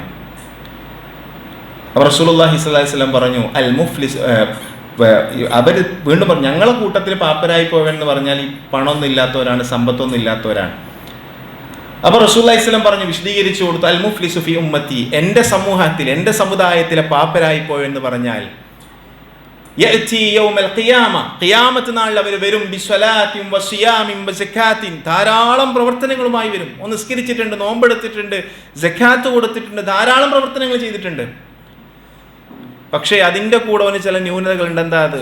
അവൻ തൻ്റെ വാക്കുകൊണ്ട്, പെരുമാറ്റം കൊണ്ട്, ഇടപാട് കൊണ്ട് പലരെയും പ്രയാസപ്പെടുത്തിയിട്ടുണ്ട്, പലരുടെയും അഭിമാനത്തെ പിച്ചു ചീന്തിയിട്ടുണ്ട്, പലരെയും വേദനിപ്പിച്ചിട്ടുണ്ട്. അതിൻ്റെ പേരിൽ അവൻ്റെ നന്മകളെല്ലാം ബാക്കി അവൻ ആരെയാണോ വേദനിപ്പിച്ചത് ആ മനുഷ്യർക്ക് അല്ലാഹു സുബ്ഹാനഹു വ തആല നൽകും. ആ മനുഷ്യരുടെ എല്ലാ പാപങ്ങളും ഈ വേദനിപ്പിച്ച മനുഷ്യനും കൊടുക്കും. നമ്മൾ കേട്ട ഹദീസല്ലേ അത്, മുഫ്ലിസ്, പാപ്പരായി പോയവൻ. സഹോദരൻ, ഇത് പരലോകത്ത് നടക്കുന്ന സംഗതിയല്ലേ? നമ്മുടെ വാക്കുകൊണ്ട് ഒരു മനുഷ്യനും വേദനിക്കരുത് എന്ന് ചിന്തിക്കാൻ നമുക്ക് കഴിയണം. മഹാനായ ഉമർ റളിയല്ലാഹു അൻഹു പറഞ്ഞൊരു വാക്കുണ്ട്, എന്താണെന്നറിയോ? വിഡ്ഢിയുടെ നാവ് ഹൃദയത്തിൻ്റെ പിന്നിലും, വിഡ്ഢിയുടെ നാവ് ഹൃദയത്തിൻ്റെ മുന്നിലും, ബുദ്ധിമാന്റെ നാവ് ഹൃദയത്തിൻ്റെ പിന്നിലുമാണ്. എന്ന് പറഞ്ഞാൽ ബുദ്ധിയുള്ള ഒരുത്തൻ സംസാരിക്കുന്നതിന് മുമ്പ് ചിന്തിക്കും. വിഡ്ഢിയായ മനുഷ്യനോ സംസാരിച്ചിട്ട് കഴിഞ്ഞിട്ടേ ചിന്തിക്കൂ, സംസാരം കഴിഞ്ഞിട്ടേ ചിന്തിക്കൂ. നമ്മുടെ വാക്കുകൊണ്ട് നഷ്ടപ്പെടുന്നത് നമ്മുടെ പല അമലുകളുമാണ്, നമ്മുടെ പ്രവർത്തനങ്ങളാണ്. അത് ചിലപ്പോൾ ഭാര്യയാകാം, ഭർത്താവാകാം, മക്കളാകാം, അയൽവാസികളാകാം, കുടുംബക്കാരാകാം. പരലോകത്തെത്തുമ്പോൾ എല്ലാവരും ശത്രുക്കളല്ലേ? എല്ലാവരും നമ്മിൽ നിന്ന് പ്രവർത്തനം വാങ്ങിക്കാൻ നിൽക്കുന്നവരല്ലേ? എൻ്റെ ഭാര്യയാണ്, എൻ്റെ ഭർത്താവാണെന്ന് ആരെങ്കിലും പറയോ? വേദനിപ്പിച്ച മനുഷ്യരെല്ലാം അവർ വേദനിപ്പിച്ചവരുടെ അമലുകൾ സ്വീകരിക്കാൻ കാത്തിരിക്കുന്ന ലോകം. എങ്ങനെയെങ്കിലും ഒന്ന് രക്ഷപ്പെടണമെന്നല്ലേ ആളുകൾ ആലോചിക്കുന്നത്. അതുകൊണ്ട് ഓരോ വാക്കും ശ്രദ്ധിച്ചുപയോഗിക്കണമെന്നാണ് വിശുദ്ധ ഖുർആനും ഹദീസുകളും നമ്മെ പഠിപ്പിക്കുന്നത്. ഓരോ വാക്കും ശ്രദ്ധിച്ചുപയോഗിക്കാം. സഹോദരങ്ങളെ, മറ്റു ചില കാര്യങ്ങൾ കൂടി, സമയത്തിൻ്റെ പരിമിതി മൂലം ചില കാര്യങ്ങൾ കൂടി, അതിൻ്റെ മറ്റു ചില മേഖലകൾ കൂടി വിശദീകരിച്ചുകൊണ്ട് ഞാൻ അവസാനിപ്പിക്കാം. എന്താ അറിയോ, ഓരോ വാക്കും പ്രധാനമാണെന്ന് പറയുമ്പോൾ അതിൽ ഗൗരവകരമായ ചില കാര്യങ്ങൾ കൂടിയുണ്ട്. വിശ്വാസി എന്ന് പറഞ്ഞാൽ ഇങ്ങനെ സംസാരിക്കാൻ പറ്റുന്ന ആളല്ല, ഇങ്ങനെ സംസാരിക്കാൻ അനുവാദമുള്ള ആളല്ല. ചില നിയന്ത്രണങ്ങൾ നമ്മുടെ സംസാരത്തിൽ അല്ലാഹു സുബ്ഹാനഹു വ തആല വെച്ചിട്ടുണ്ട്. അപ്പോൾ അതിൽ ഏറ്റവും പ്രധാനപ്പെട്ട ഒന്നാണ്, ഓരോ വാക്കിനും വില കൊടുക്കുന്നവനാകണം വിശ്വാസി. ഇപ്പം എത്രയോ ആളുകളുണ്ട്. ഇപ്പം നമ്മുടെ നാട്ടിൽ സാധാരണ ഒരാളെ ജോലിക്ക് കൂലിപ്പണിക്ക് വിളിച്ചു, അയാളോട് പറയാണ് നാളെ ജോലിക്ക് വരണമെന്ന് പറഞ്ഞാൽ മനുഷ്യൻ നാളെ വരും എന്ന് പറഞ്ഞാൽ എത്ര ആളുകൾ അത് പാലിക്കാറുണ്ട്? ചെയ്യുമെന്ന് പറഞ്ഞാൽ അത് ചെയ്യുന്ന എത്ര ആളുകളുണ്ട്? വാക്ക് പാലിക്കുന്ന എത്ര മനുഷ്യന്മാർ നമുക്ക് കാണാൻ കഴിയും?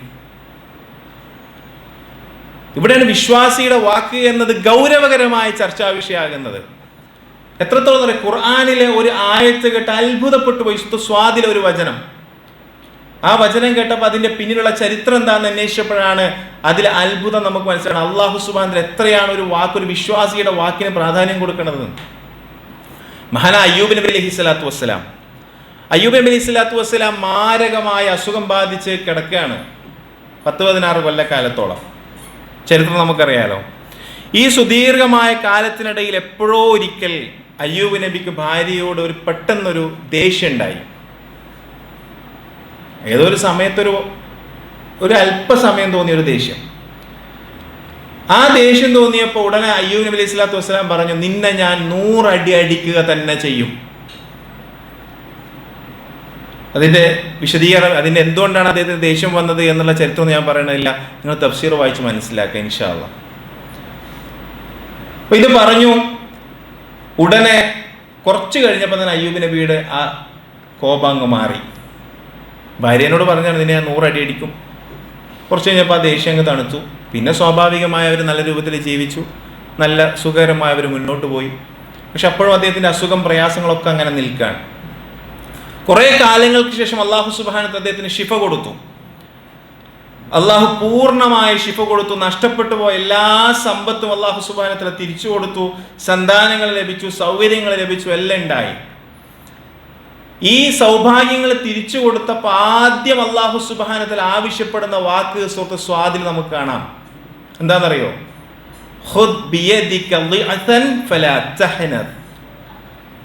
അയ്യൂബ് നബിയോട് പറയാണ്, നീ ഒരു പുൽക്കൊടി കയ്യിലെടുക്കുക, എന്നിട്ട് നിന്റെ വാക്ക് പാലിക്കുക. മനസ്സിലായല്ലോ? എപ്പോൾ പറഞ്ഞ വാക്കാണ്? കാലങ്ങൾക്ക് മുമ്പ് പറഞ്ഞ വാക്ക്, കൊല്ലങ്ങൾക്ക് മുമ്പ് പറഞ്ഞ വാക്ക്.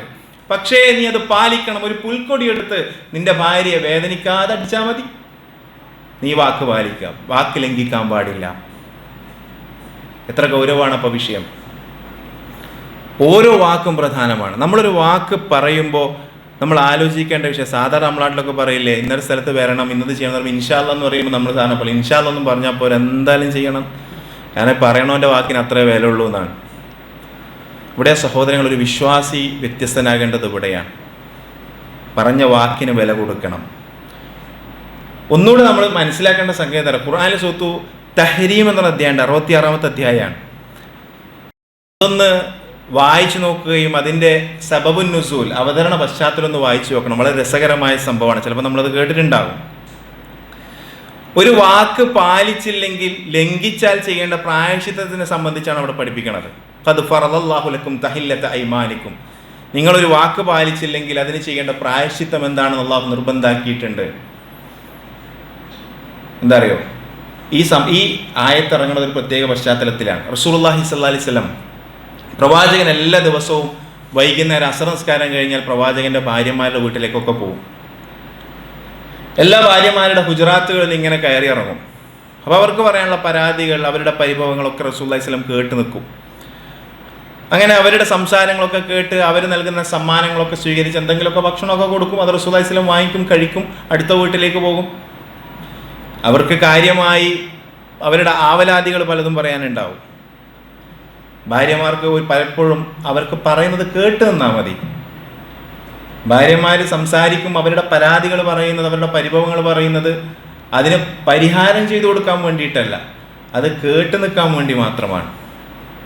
റസൂലുള്ളാഹി സ്വല്ലല്ലാഹി അലൈഹി വസല്ലം അതൊക്കെ കേട്ട് നിന്ന് ഓരോ ഭാര്യമാരുടെ വീട്ടിലേക്ക് ഇങ്ങനെ കയറി ഇറങ്ങും. അപ്പോൾ പല ഭാര്യമാർ എന്തെങ്കിലുമൊക്കെ കഴിക്കാൻ കൊടുക്കും. അതിൽ സൈനബ് റളിയല്ലാഹു അൻഹ എല്ലാ ദിവസവും റസൂലുള്ളാഹി സ്വല്ലല്ലാഹി അലൈഹി വസല്ലമക്ക് തേന് കുടിക്കാൻ കൊടുക്കും. പ്രവാചകന് മധുരം വലിയ ഇഷ്ടമാണ്. റസൂൽ അത് വാങ്ങിച്ച് സന്തോഷത്തോടെ കുടിക്കുന്നു മാത്രമല്ല, അടുത്ത വീട്ടിൽ പോയി ബാക്കിയുള്ള ഭാര്യമാരോട് സൈനബ് കൊടുത്ത തേനിൻ്റെ മധുഹും പറയും. ഇന്നും സൈനബ് തേന് തന്നോട്ടോ കുടിക്കാൻ, എല്ലാ ദിവസവും ഇത് പറയും. അപ്പം ഇതിങ്ങനെ സ്ഥിരമായി തുടർന്നപ്പോൾ ബാക്കിയുള്ള പല ഭാര്യമാർക്കും ഇത് അത്ര വലിയ കാര്യമൊന്നുമല്ല, സ്വാഭാവികമായും. പക്ഷെ റസൂലുള്ള എപ്പോഴും ഇതിങ്ങനെ ഒരു മദ്ഹായിട്ട് പറഞ്ഞപ്പോൾ ആയിഷ ബീവി ഇത് സ്ഥിരമായി കേട്ടപ്പോൾ ആയിഷ ബീവിക്ക് സഹിച്ചില്ല. കാരണം അവരുടെ പ്രായത്തിൻ്റെ ഒരു അപക്വത ഉണ്ടല്ലോ. പിൽക്കാലത്ത് അവർ വലിയ പണ്ഡിതയായി തീർന്നെങ്കിലും ആ സമയത്ത് അവർക്കുണ്ടായ പ്രായത്തിൻ്റെ അപക്വത കൊണ്ട് ആയിഷ ബീവിക്ക് അത്ര പിടിക്കുന്നുണ്ടായിരുന്നില്ല. ആയിഷ തീരുമാനിച്ചു റസൂൽ എപ്പോഴും ഇങ്ങനെ സൈനബിൻ്റെ മദ്ഹ് പറയണത് നിർത്തണം, അത് അവസാനിപ്പിക്കണമല്ലോ. അങ്ങനെ നേരെ ഹഫ്സ ബീവിയുടെ വീട്ടിലേക്ക് ചെന്നു. ആരാ ഹഫ്സ? റസൂലുള്ളാഹി സ്വല്ലല്ലാഹു അലൈഹി വസല്ലമയുടെ മറ്റൊരു ഭാര്യയാണ്, പ്രവാചകന്റെ മറ്റൊരു ഭാര്യയാണെന്ന് മാത്രമല്ല ഉമറിന്റെ മകളുമാണ്. അപ്പം ആയിഷ അബൂബക്കറിന്റെ മകളാണ്, ഹഫ്സ ഉമറിന്റെ മകളാണ്. രണ്ടാളുടെയും ബാപ്പമാര് സുഹൃത്തുക്കളായതുകൊണ്ട് ഇവരും നല്ല സുഹൃത്തുക്കളായിരുന്നു. അങ്ങനെ നേരെ ഹഫ്സയുടെ അടുത്തേക്ക് ചെന്നിട്ട് പറഞ്ഞു, റസൂൽ നിന്റെ അടുത്ത് വന്നിട്ട് ഇങ്ങനെ സൈനബിന്റെ വീട്ടിൽ നിന്ന് തേൻ കുടിച്ച കാര്യം പറയാറുണ്ടോ? ഹഫ്സയും പറഞ്ഞു ആ പറയാറുണ്ട്. അപ്പം ആയിഷ പറഞ്ഞു അത് നമുക്ക് നിർത്തണം, കുറച്ച് സൈനബിലേക്ക് റസൂൽ ചായുന്നുണ്ടോ എന്നൊരു സംശയമുണ്ട്, അതുകൊണ്ട് അത് നിർത്തണം. ഹഫ്സ പറഞ്ഞു ശരി. അപ്പം ആയിഷ തന്നെ ഒരു ഉപായം റളിയല്ലാഹു അൻഹുമ, ആയിഷ തന്നെ ഒരു തന്ത്രം പറഞ്ഞു കൊടുത്തു. എന്താ വെച്ചാൽ നാളെ റസൂലുള്ളാഹി സ്വല്ലല്ലാഹു അലൈഹി വസല്ലം കുടിച്ചു വരുമ്പോൾ തന്നെ നമുക്കൊരു കളവ് പറയാം. എന്താ അത്? മആഫീരിൻ്റെ ഗന്ധം ഉണ്ട് എന്ന് പറയാം. അക്കാലത്ത് മരത്തിൽ നിന്ന് എടുക്കുന്ന ഒരു കറ കൊണ്ട് ഉണ്ടാക്കുന്ന പാനിയാണ് അത്ര മആഫീർ, മദ്യത്തിൻ്റെ ഒരു ഗന്ധമുള്ള പാനിയാണ്. അപ്പം മആഫീർ മണക്കുന്നുണ്ട് എന്ന് പറയാം. അങ്ങനെ പിറ്റേ ദിവസം റസൂലുള്ളാഹി സ്വല്ലല്ലാഹി അലൈഹി വസല്ലം സൈനബിൻ്റെ വീട്ടിലൊക്കെ കയറി നേരെ ആയിഷയുടെ വീട്ടിലെത്തി. ഉടനെ ആയിഷ റളിയല്ലാഹു അൻഹ പറഞ്ഞു, റസൂൽ എന്താണ് ഒരു ഗന്ധം, മആഫീരിൻ്റെ ഗന്ധം ഉണ്ടല്ലോ, ഞാൻ കുറേ ദിവസമായി പറയണമെന്ന് വിചാരിക്കണോ, വല്ലാത്തൊരു നാറ്റാണല്ലോ. റസൂൽ അതത്ര കാര്യമാക്കിയൊന്നുമില്ല. കാരണം ആയിഷ ബീവി ചിലപ്പോൾ അതൊക്കെ വെറുതെ പറഞ്ഞേക്കാമെന്നൊരു ധാരണ ഉണ്ടായിരിക്കും, അല്ലാഹു അഅലം. തൊട്ടടുത്ത് ഹഫ്സയുടെ വീട്ടിലേക്ക് ചെന്നു. അപ്പം ഹഫ്സയും ഇതേ കാര്യം പറഞ്ഞു. ആടിനെ പട്ടിയാക്കുക എന്നുള്ള പ്രയോഗം ഉണ്ടല്ലോ അല്ലേ, മലയാളത്തിൽ നമ്മളൊക്കെ പറയാനുള്ളൊരു പ്രയോഗമാണല്ലോ. അപ്പം ഇത് രണ്ടാൾക്കാർ പറഞ്ഞപ്പോൾ റസൂലുള്ളാഹിക്ക് സംശയം. വഹയില്ലാതെ റസൂലുള്ളാഹി സ്വല്ലല്ലാഹു അലൈഹി വസല്ലമക്ക് പോലും ഒന്നും അദൃശ്യമായത് അറിയില്ല എന്നതിൻ്റെ ഒരു തെളിവ് കൂടിയാണത്. റസൂലുള്ളാഹി സ്വല്ലല്ലാഹു അലൈഹി വസല്ലം ഉടനെ പറഞ്ഞു, ഇനി ഞാൻ ഒരിക്കലും അത് കുടിക്കൂല. പ്രവാചകൻ പ്രഖ്യാപിക്കുകയാണ്, ഇനി ഞാൻ ഒരിക്കലും അത് കുടിക്കൂല. ഉടനെ അല്ലാഹു സുബ്ഹാനഹു വ തആല തിരുത്താണ് റസൂലുള്ളാഹി സ്വല്ലല്ലാഹു അലൈഹി വസല്ലമയെ. നീ ഒരു കാര്യം പറഞ്ഞു, നീ ഒരു വാക്ക് പറഞ്ഞു, പക്ഷേ ആ വാക്ക് നീ പിൻവലിക്കണം.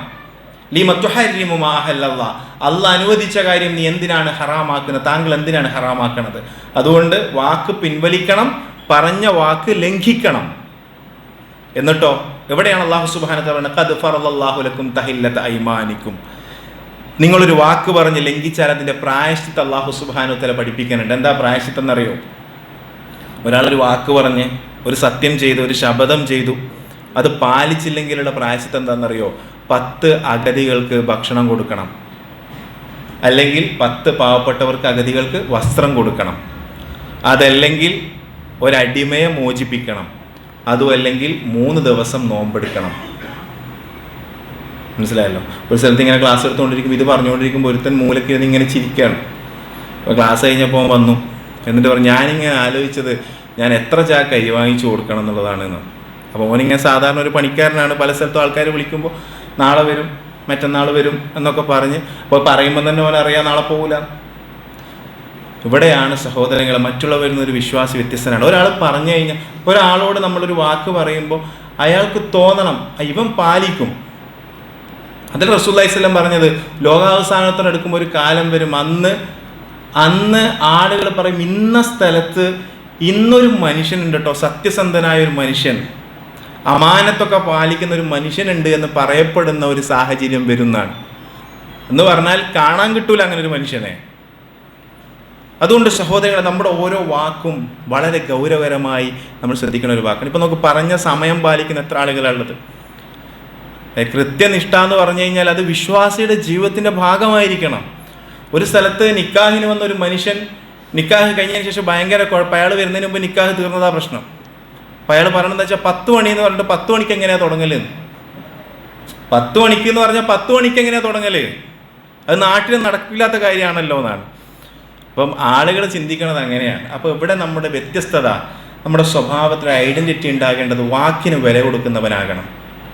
ഒരു വാക്ക് പറയുമ്പോൾ അത് ലംഘിച്ചാലുണ്ടാകുന്ന ഭവിഷ്യത്തിനെ സംബന്ധിച്ച് നമ്മൾ ആലോചിക്കണം. കാലങ്ങൾക്ക് ശേഷം ഏതോ കാലം അയ്യൂബ് നബി അലൈഹി സ്വലാത്തു വസ്സലാം പറഞ്ഞ വാക്ക് പാലിക്കാൻ അല്ലാഹു സുബ്ഹാനഹു വ തആല ഓർമ്മപ്പെടുത്തിയെങ്കിൽ ഗൗരവകരമായി നമ്മൾ ആ വിഷയത്തെ കാണണമെന്നാണ് സഹോദരങ്ങളെ സൂചിപ്പിക്കുന്നത്. അതുപോലെ തന്നെ വളരെ പ്രധാനപ്പെട്ട ഒരു കാര്യം കൂടി സൂചിപ്പിച്ചുകൊണ്ട് അവസാനിപ്പിക്കാം. ഓരോ വാക്കിനും എത്രമാത്രം നമ്മൾ ഗൗരവം കൊടുക്കണമെന്നതിനെ സംബന്ധിച്ചാണ് നമ്മുടെ ജീവിതത്തിൽ പലപ്പോഴും നമ്മൾ പാലിക്കേണ്ട പ്രധാനപ്പെട്ട ഒരു കാര്യം കൂടി, അതുകൂടി വിശദീകരിച്ചുകൊണ്ട് ഞാൻ അവസാനിപ്പിക്കാം. അപ്പോൾ നോക്ക്, നമുക്കൊരു പ്രയാസം ഉണ്ടാകുമ്പോൾ നമ്മൾ പറയുന്ന ആദ്യത്തെ വാക്കിന് വലിയ വിലയുണ്ട്. ഒരു വിശ്വാസിയുടെ വാക്ക്, ആദ്യ വാക്കിന് വലിയ പ്രാധാന്യമുണ്ട്. ഒരു പ്രയാസം ജീവിതത്തിൽ ഉണ്ടാകുമ്പോൾ, ഇപ്പോൾ ഒരാൾക്ക് ഒരു അസുഖം വന്നു, അയാളുടെ കിഡ്നി ഫെയിലിയറായി, അയാളൊരു പ്രയാസം ഉണ്ടായി, അയാൾ ആദ്യം വലിയ മാനസികമായ പ്രയാസം അയാൾക്കുണ്ടാവും. ഒരാഴ്ച കഴിഞ്ഞ്, ഒരു മാസം കഴിഞ്ഞ്, ഒരു കൊല്ലം കഴിഞ്ഞു, 2 കൊല്ലം കഴിഞ്ഞു, പിന്നെ അയാൾ ഡയാലിസിസ് ചെയ്യാൻ പോകുന്ന അയാളുടെ ജീവിതത്തിൻ്റെ ഭാഗമാകും. പിന്നെ അയാളുടെ ജീവിതത്തിൻ്റെ ലൈഫിൻ്റെ ഒരു പാർട്ടായി അതിങ്ങനെ മാറും.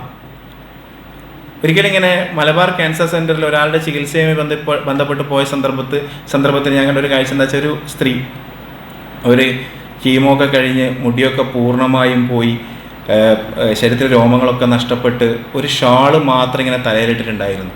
അപ്പോൾ ഷോള് അവരുടെ തലയിൽ നിന്ന് താഴേക്ക് വീണു. അപ്പോൾ കൂടെ ഉണ്ടായിരുന്ന അവരുടെ കുടുംബക്കാരോ മറ്റായിരിക്കാം, ഒരു സ്ത്രീ എന്ത് ചെയ്തു, ആ ഷോള് തലയിലേക്ക് ഇട്ട് കൊടുത്തു. അപ്പോൾ തലയിലേക്ക് തിരിച്ചിട്ട് കൊടുത്തു.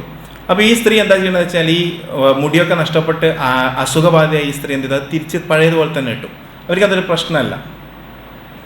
മനസ്സിലായില്ലേ? മനുഷ്യൻ പ്രയാസങ്ങൾ ഉണ്ടാകുമ്പോൾ ആദ്യ സന്ദർഭത്തിൽ വലിയ അസ്വസ്ഥത കാണിക്കും, പിന്നെ അതിനോട് പതുക്കെ പൊരുത്തപ്പെട്ടു പോകും. ഇത് മനുഷ്യൻ്റെ സ്വാഭാവികമായൊരവസ്ഥയാണ്. ഒരസുഖമുണ്ടായി എന്ന് ആദ്യം അറിയുന്ന നിമിഷം ആ മനുഷ്യൻ തകർന്നു പോകും, പിന്നെ പൊരുത്തപ്പെട്ടു വരും. പക്ഷെ ഒരു വിശ്വാസം, നമ്മൾ പലപ്പോഴും പറയാറില്ലേ, ക്ഷമ ഈമാൻ്റെ പകുതിയാണെന്ന് പറയാറില്ലേ? അത് ഏത് ക്ഷമയാണെന്നറിയോ? ഇന്ന സ്വബറ ഇൻദ സ്വദമത്തിൽ ഊല എന്നാണ്. ക്ഷമ ആദ്യഘട്ടത്തിൽ ഉണ്ടാകേണ്ടതാണ്. പ്രയാസം ഉണ്ടായി എന്നറിയുമ്പോൾ ആദ്യഘട്ടത്തിൽ കാണിക്കുന്ന ക്ഷമയാണ് ഈമാൻ്റെ പകുതിയായ ക്ഷമ. ആ സമയത്ത് സംസാരിക്കുന്ന വാക്കിനും വലിയ വിലയുണ്ട്. അതോ റസൂലുള്ളാഹി സ്വല്ലല്ലാഹു അലൈഹി വസല്ലം മകൻ തൻ്റെ മടിയിൽ കിടന്ന് മരണപ്പെട്ട പാടുകൾ ചോദിച്ചില്ല, റസൂലേ അങ്ങ് കരയാണോ? അപ്പോൾ റസൂലുള്ളാഹി സ്വല്ലല്ലാഹു അലൈഹി വസല്ലം പറഞ്ഞു, ഇന്നൽ ഐന തദ്മ, കണ്ണ് കണ്ണീര് പൊഴിക്കുന്നു, വൽ ഖൽബു യഹ്സൻ, ഹൃദയം വേദനിക്കുന്നുണ്ട്, വലാ നഖൂൽ ഇല്ലാ മാ യർള റബ്ബുന, പക്ഷെ അല്ലാഹ് തൃപ്തിപ്പെടാത്തൊരു വാക്കും ഞാൻ പറയൂല. മനസ്സിലായല്ലോ? ആ വാക്കിന് വലിയ വിലയുണ്ട് എന്നാണ്. എത്രത്തോളം എന്നറിയോ? റസൂലുള്ളാഹി സ്വല്ലല്ലാഹു അലൈഹി വസല്ലം പറഞ്ഞില്ലേ, ഒരു മനുഷ്യൻ്റെ മകൻ മരണപ്പെട്ടാൽ ആ മനുഷ്യൻ തൻ്റെ മകൻ്റെ അല്ലെങ്കിൽ മകളുടെ മരണവാർത്ത അറിഞ്ഞ നിമിഷം ആദ്യം എന്താണ് പറഞ്ഞത് എന്ന് അള്ളാഹു മലക്കുകളോട് ചോദിക്കും. ആദ്യം പറഞ്ഞ വാക്കെന്താണ്? ഒരു മനുഷ്യൻ്റെ ജീവിതത്തിൽ ഏറ്റവും വലിയ സങ്കടം എന്താണ്? ഞാൻ മനസ്സിലാക്കിയെടുത്തോളം അയാളുടെ മകളുടെ മരണത്തേക്കാൾ വലിയ പ്രയാസം ഉണ്ടാക്കുന്ന ഒരു സംഭവം ഒരു മനുഷ്യൻ്റെ വീട്ടിൽ ഒരു ദുരന്തം വേറില്ല. ഒരു മനുഷ്യൻ്റെ ജീവിതത്തിൽ വേറെ ദുരന്തമില്ല. അത്രയും വലിയ പ്രയാസം ഉണ്ടായിക്കഴിഞ്ഞാൽ അള്ളാഹു മലക്കുകളോട് ചോദിക്കും, ആ മനുഷ്യൻ ആദ്യം പറഞ്ഞത് എന്താണ്? അപ്പം മലക്കുകൾ പറയും, ഹമിദക വസ്തർജഅക, അള്ളാഹുവേ അവൻ നിന്നെ സ്തുതിച്ചു, അൽഹംദുലില്ലാ എന്ന് പറഞ്ഞു. വസ്തർജഅക, അവൻ ഇസ്തിർജാ ചൊല്ലി, ഇന്നാ ലില്ലാഹി വ ഇന്നാ ഇലൈഹി റാജിഊൻ എന്ന് പറഞ്ഞു.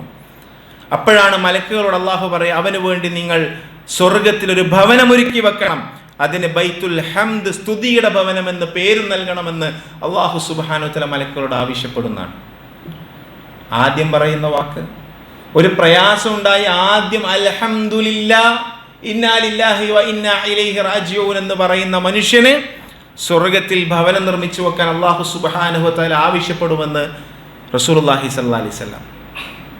പ്രയാസത്തിൻ്റെ ആദ്യ സമയത്ത് പറയുന്ന വാക്ക്, അതിന് വലിയ വിലയുണ്ട്. അതുകൊണ്ടാണ് ഞാൻ പറഞ്ഞത്, ചില വാക്കുകളുണ്ട്, അള്ളാഹ് തൃപ്തിപ്പെടുന്ന വാക്ക് പറഞ്ഞാൽ ആ മനുഷ്യൻ അള്ളാഹു വലിയ ദർജയിലേക്ക് എത്തിക്കും. അള്ളാഹ് തൃപ്തിപ്പെടാത്ത വാക്ക് പറഞ്ഞാൽ ആ ഒറ്റ വാക്കിൻ്റെ പേര് യഹ്വീ ബിഹാ ഫീ ജഹന്നം, അതിൻ്റെ പേര് നരകത്തിലേക്കും പോകേണ്ടി വരും. ഇത് സ്വഹാബാക്കളെ ജീവിതത്തിൽ പ്രാവർത്തികമാക്കിയതാണ്. റസൂലുള്ളാഹി സ്വല്ലല്ലാഹു അലൈഹി വസല്ലമയുടെ സ്വഹാബ വനിതകളിൽ വളരെ പ്രഗത്ഭയായ ആളാണ് ഖൻസ റളിയല്ലാഹു അൻഹ. ഖൻസ വലിയ കവയത്രിയാണ്, ധാരാളം കവിതകൾ എഴുതിയ. അറബി സാഹിത്യം പഠിക്കുമ്പോൾ ഖൻസായിൻ്റെ കവിതകളെ മാറ്റിവെച്ചുകൊണ്ട് അറബി സാഹിത്യം പൂർണ്ണമാകൂല. ജാഹിലിയത്തിലെയും ഇസ്ലാമി കാലഘട്ടത്തിലെയും അറബി സാഹിത്യം പഠിക്കുമ്പോൾ അതിൽ ഏറ്റവും പ്രഗത്ഭരായ ആദ്യത്തെ ഒരു 10 ആളെ പേരെടുത്താൽ അതിലൊന്ന് ഖൻസായിൻ്റെ പേര് കാണാൻ കഴിയും. അത്രയും പ്രഗത്ഭയാണ്. അവരുടെ കവിതകളൊക്കെ എന്തായിരുന്നു അറിയാം, ഇസ്ലാമിലേക്ക് വരുന്നതിന് മുമ്പ് അവരുടെ കവിതകൾ മൊത്തം അവരുടെ സഹോദരങ്ങളെ പറ്റിയുള്ള കവിതകളായിരുന്നു. 2 സഹോദരങ്ങളുണ്ടായിരുന്നു. അവർ രണ്ടുപേരും മരണപ്പെട്ടു പോയി, യുദ്ധത്തിൽ കൊല്ലപ്പെട്ട ആൾക്കാരാണ്. അവരെ ഓർമ്മിച്ചുകൊണ്ട് ധാരാളം കവിതകൾ ഇങ്ങനെ പാടി, ഒരുപാട് കവിതകൾ. ആ കവിതകളാണ് വളരെ പ്രസിദ്ധമായത്.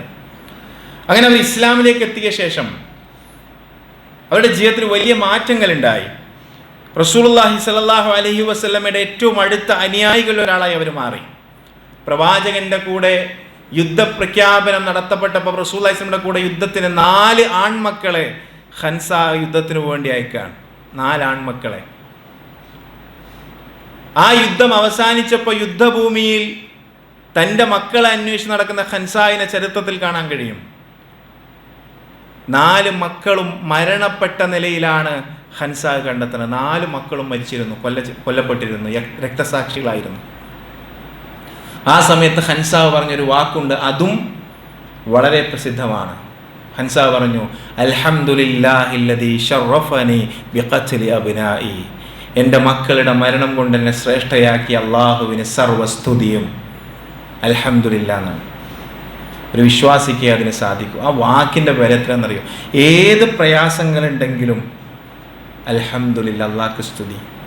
ഇന്നാലില്ലാഹി വ ഇന്നാ ഇലൈഹി റാജിഊൻ എന്ന് പറയുന്നതിന് മുമ്പ് ഒരു വാക്യം കൂടി നമ്മൾ ചേർക്കണം. അത് അൽഹംദുലില്ലാ എന്നുള്ള വാക്യമാണ്. അത് വിശ്വാസിയുടെ വാക്യമാണ്. മനസ്സിലായല്ലോ? അത് വിശ്വാസമുള്ള മനുഷ്യന് മാത്രമേ ആത്മാർത്ഥമായിട്ട് പറയും, പടച്ചോനെ നീ എന്ത് തീരുമാനിച്ചാലും നിനക്കാണ് സർവസ്തുതിയും. ഇന്നാലില്ലാഹി വ ഇന്നാ ഇലൈഹി റാജിഊൻ. ഓരോ വാക്കും വിലപ്പെട്ടതാണ് എന്നാണ് സഹോദരങ്ങളെ ഞാൻ സൂചിപ്പിച്ചു വന്നത്. അപ്പോൾ ഓരോന്നും നമ്മുടെ സംസാരം നമ്മൾ ശ്രദ്ധിക്കണം. ഞാൻ ചുരുക്കുകയാണ്. ഓരോ വാക്കും നമ്മൾ സൂക്ഷിച്ച് ശ്രദ്ധിച്ച് ആലോചിച്ച് മാത്രമേ നമ്മൾ പറയാൻ പാടുള്ളൂ. കാരണം അതിൻ്റെ പേരിൽ നാളെ ചോദ്യം ഉണ്ടാകും. നമ്മുടെ നന്മകളെല്ലാം നഷ്ടപ്പെട്ടു പോകുന്ന അവസ്ഥ ഉണ്ടാകും.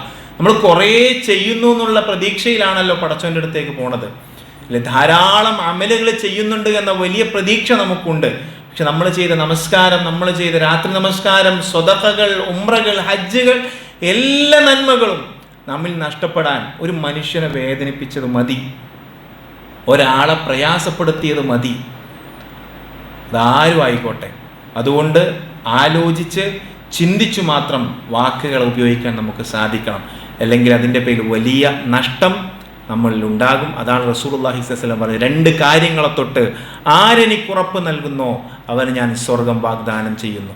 ഒന്ന് തൻ്റെ രഹസ്യാവയവമാണ്, രണ്ടാമത്തത് തൻ്റെ നാവാണ്, എല്ലില്ലാത്ത അവയവങ്ങൾ. ആ നാവിനെ തൊട്ട് ഉറപ്പ് തന്നാൽ സ്വർഗം ഞാൻ ഉറപ്പ് നൽകുന്നതാണ്. അതുകൊണ്ട് ഇത് നിയന്ത്രിക്കണമെങ്കിൽ വലിയ പ്രയാസമാണ്. അതാണ് ഞാൻ നേരത്തെയും പറഞ്ഞത്. ഇത് എല്ലാവർക്കും നിയന്ത്രിക്കാൻ കഴിഞ്ഞോളണമെന്നില്ല. ഇവിടെയാണ് ഒരു വിശ്വാസിയും വിശ്വാസമുള്ളവരും തമ്മിൽ വ്യത്യസ്തനാകേണ്ടത്. നമ്മുടെ ഐഡൻറ്റിറ്റിയായി മാറണം.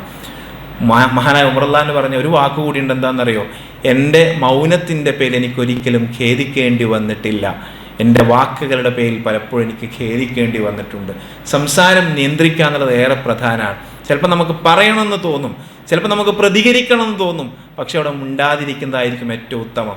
ചിലപ്പോൾ നമ്മുടെ ഗ്രൂപ്പുകളിൽ, വാട്സാപ്പ് ഗ്രൂപ്പുകളിൽ വലിയ ചർച്ചകൾ നടക്കുന്നു, നമുക്ക് പ്രതികരിക്കണമെന്ന് തോന്നുന്നു, പലതും പറയണമെന്ന് തോന്നുന്നു, പക്ഷേ മൗനമാണ് ഒരുപക്ഷെ അവിടെ ഏറ്റവും ഹൈറായി തീരുക. ചിലത് തൽക്കാലം നിയന്ത്രിച്ച് മിണ്ടാതിരുന്നാൽ അതായിരിക്കും ഏറ്റവും ഉത്തമം. അതുകൊണ്ടല്ലേ റസൂലുള്ളാഹി സ്വല്ലല്ലാഹു അലൈഹി വസല്ലം പറഞ്ഞത്, നിങ്ങൾ ഏറ്റവും നല്ലത് പറയണം, അല്ലെങ്കിൽ ഔലിയസ്മുത്ത്, അല്ലെങ്കിൽ മിണ്ടാതിരിക്കുക.